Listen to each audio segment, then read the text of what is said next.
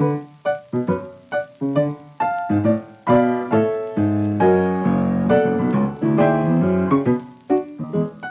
you could do to lessen the work that a future caregiver might have to do, the more we can be prepared. We've decided what we want for funerals. We've had our conversations about end of life.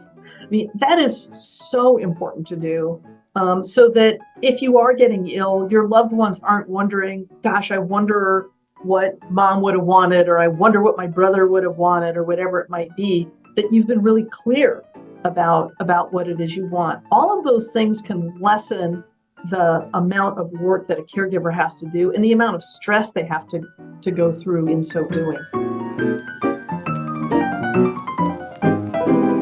Hello, and welcome to Not Born Yesterday, a podcast dedicated to older adults and the challenges and joys of aging. I'm Miriam Goodman.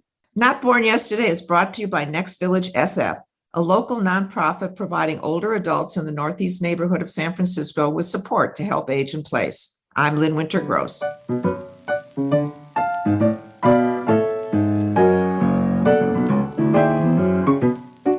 Today on Not Born Yesterday, we're talking about elder abuse. It's a serious problem and often underestimated because most of the statistics are based only on emergency room treatments. There are many, many unreported incidents because older adults are either unable or afraid to tell doctors, police, and family members when they're being mistreated.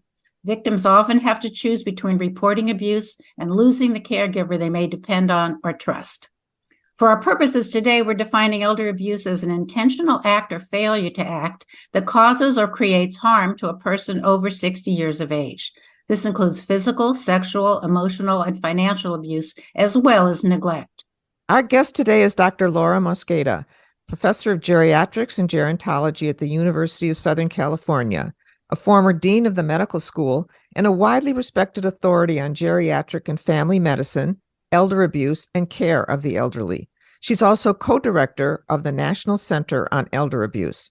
Dr. Mosqueda has led landmark studies on markers of abuse and neglect, and she's established the first forensic center on elder abuse, a model now replicated across the country. Dr. Mosqueda, welcome to Not Born Yesterday. Thank you. We know that elder abuse exists, so let's talk about preventing it in the first place, like how older people can be at risk and how to protect them. Can we actually do that? Yes. I mean, the good news about elder abuse is that most of it, I think, can be prevented. And the way to prevent it is through some of the healthy lifestyle stuff that I think a lot of us and your listeners know about, staying as physically well as possible, emotionally, psychologically, spiritually, staying connected with people. We've heard a lot about loneliness. All of those things, when they don't go well, can make us more susceptible to becoming victimized. So anything we can do to prevent those things from happening also helps prevent us from becoming victimized. So how do we educate ourselves to understand the differences between what's elder abuse and what we see as people just as part of their normal aging?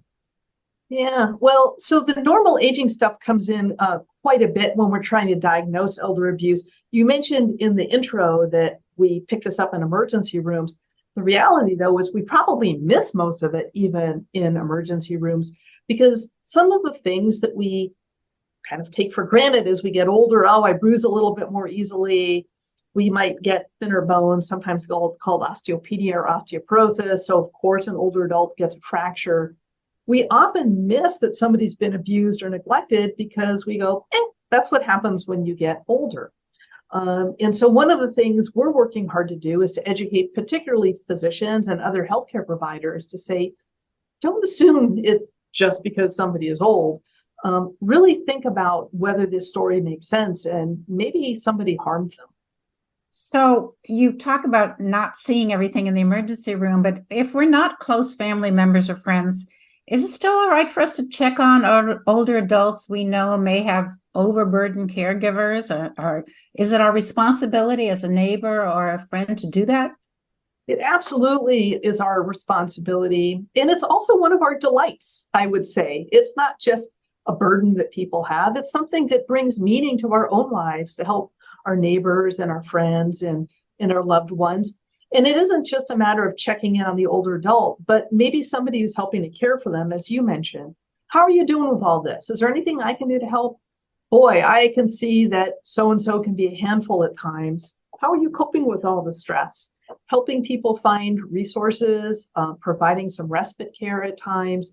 There's so many things that we can do to help make it easier for everybody involved.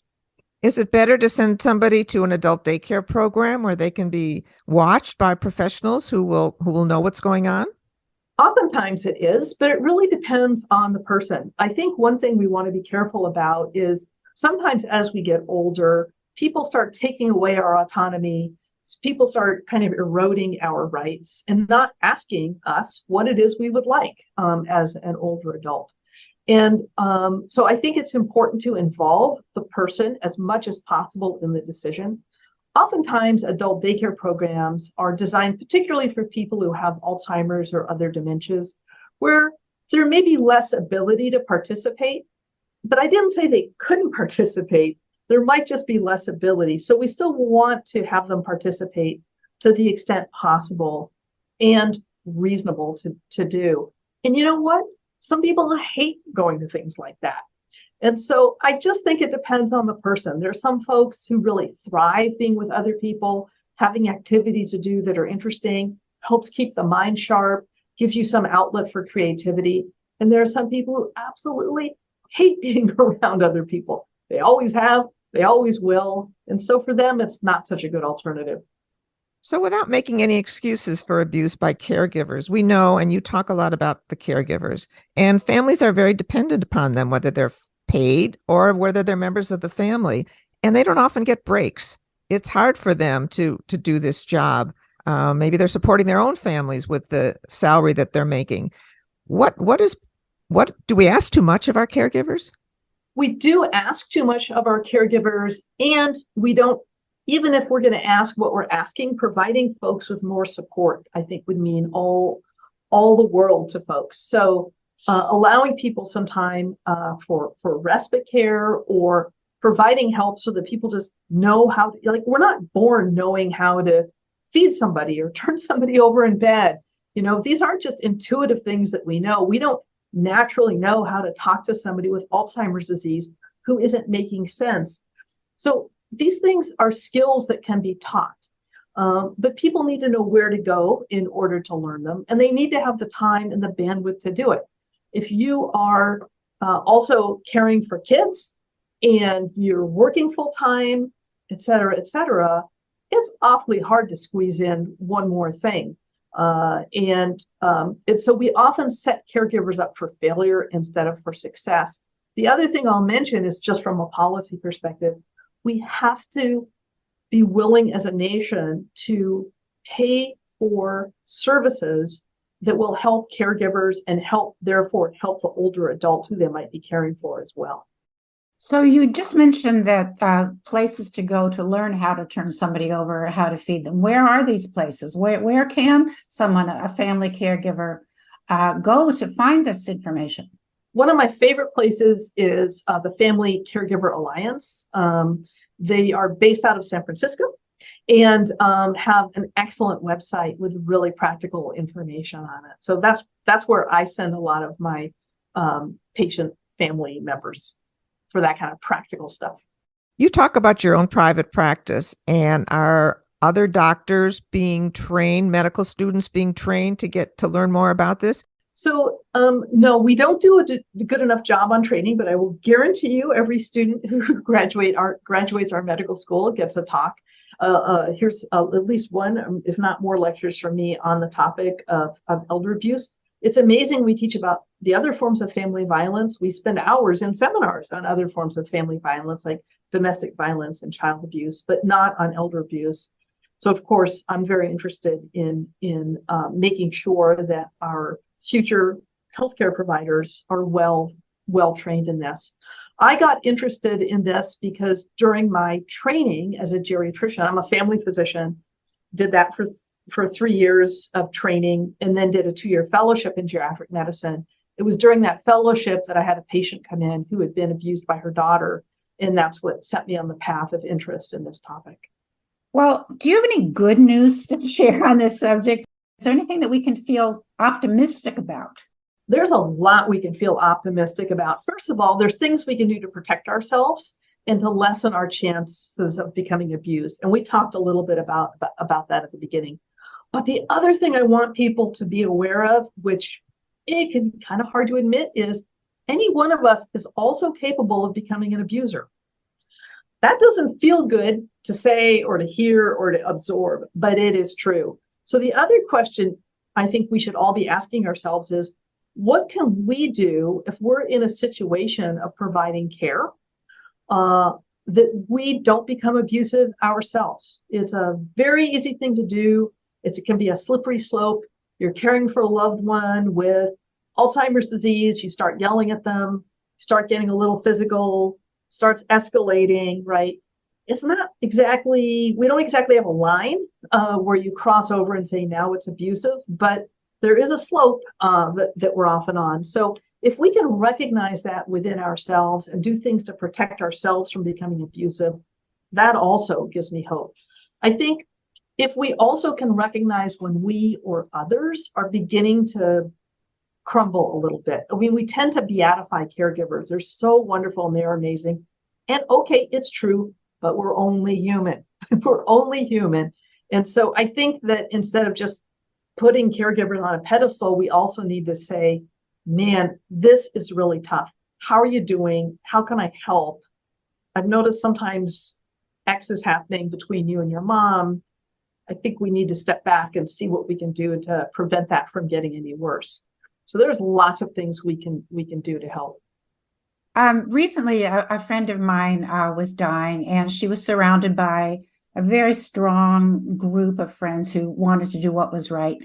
And one of them happened to be a fiduciary.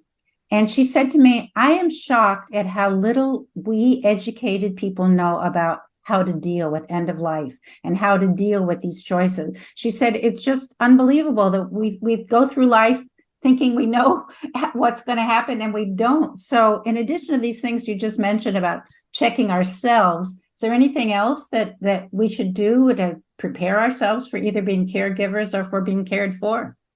Yeah, I think the financial piece you just mentioned is, of course, very important.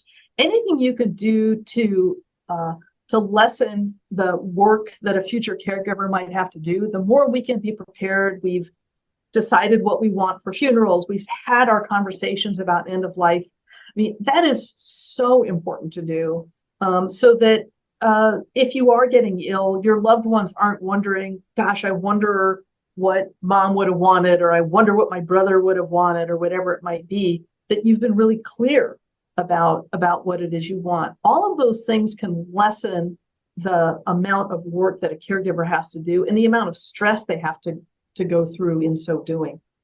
I've been in so many situations where I've seen caregivers unwittingly escalate a situation to a point where somebody with a dementia becomes violent. And so anything we can do to help teach caregivers how to work in a very loving, compassionate way with somebody who has dementia, I think lessens the risk both for the person with dementia to be abused and also lessens the risk that the person who's caring for them will become abusive. Thank you. Thank you so much. It's so much to take in, and it's an important conversation. Our guest today is Dr. Laura Mosqueda. Thank you very much.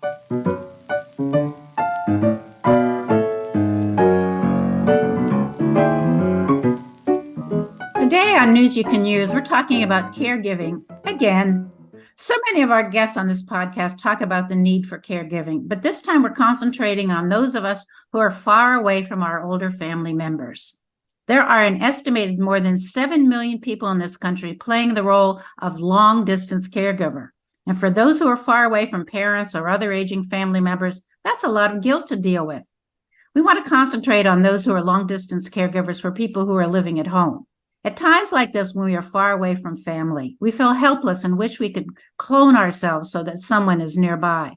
While that isn't possible yet, there are some things we can do from far away that will make both our elderly loved ones and ourselves feel a little more in control.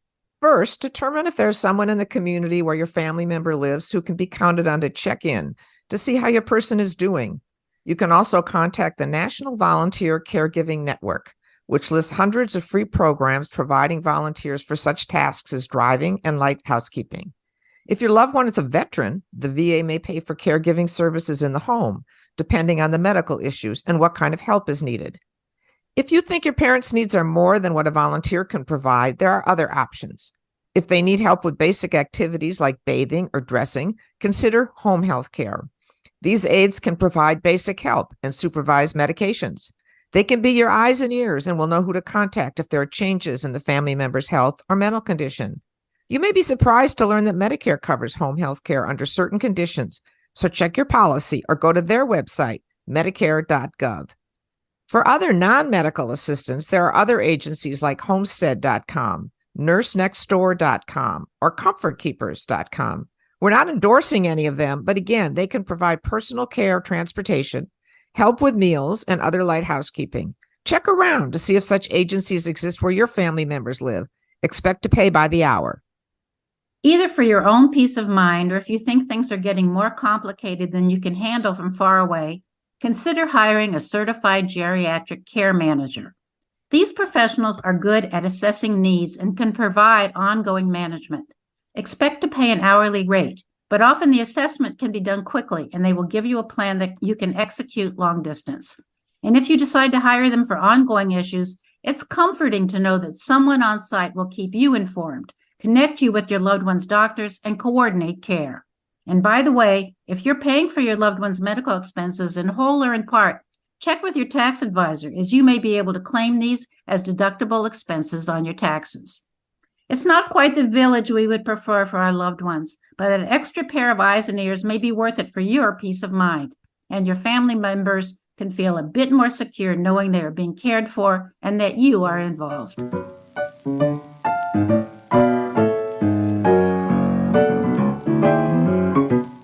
And that's our podcast for today. Our thanks go to our guest, Dr. Laura Mosqueda.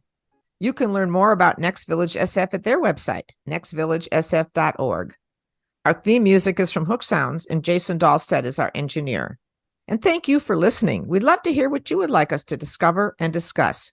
Please contact us at notbornyesterdaypodcast.org. Follow us where you get your podcasts and like us on Facebook. Be well, stay strong, and remember, you weren't born yesterday. I'm Lynn Winter Gross. And I'm Miriam Goodman.